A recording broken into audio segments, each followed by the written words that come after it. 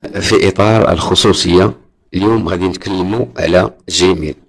الجيميل ديالنا أكيد ملي كندخلو شي مواقع ولا كندخلو لي زابليكاسيون، إلا ما عطيتيهش لوطوريزاسيون ولا ما عطيتيهش الصلاحية فأكيد ما يخدملكش هداك الموقع ولا داك الابليكاسيون ولا التطبيق. إذا أي تطبيق كنستعملوه ولا موقع كندخلولو عن طريق الانترنت باش نستافد منه، ضروري كنمنحولو الصلاحية. ملي كتمنحلو الصلاحية أكيد كتعطيه الأذونات باش يوصل لي كونطاك لي فوتو، يعني لجميع المعلومات ديالك. كنسجلو في هاد الموقع، كنخرجو كندخل موقع واحد آخر، كندخلو لتطبيق آخر، ربما كنسونجيو الجيميل مثلا كنديرو جيميل واحد آخر كندخلو بيه كنشوفو نعطيو الصلاحية وهكذا.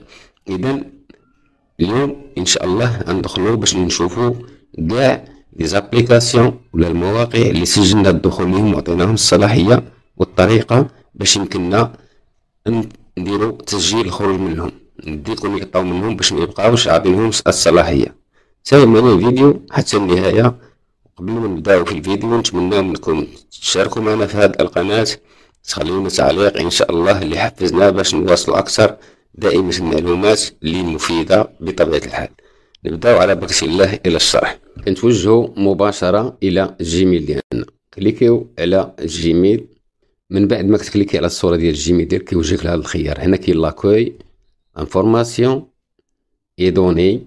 نتا كتوجه للسيكوريتي، هنا غادي تكليك على سيكوريتي، او باللغة العربية الا كان عندك التليفون باللغة العربية يعطيك الامان.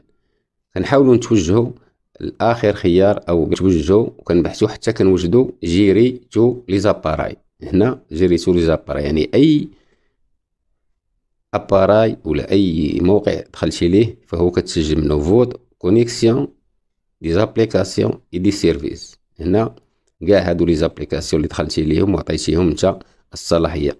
نشوف انا شحال عندي من لي زابليكاسيون ولا المواقع اللي دخلت ليهم. غنجبروا بزاف د المواقع بطبيعه الحال، وكذلك التطبيقات اللي دخلنا وعطيناهم الصلاحيه. هنا من نهايه افيشاو كاملا هما هادو لي زابليكاسيون. اي موقع ولا ابليكاسيون انكليكي عليه بهذه الطريقه يوجهنا لهذا الخيار.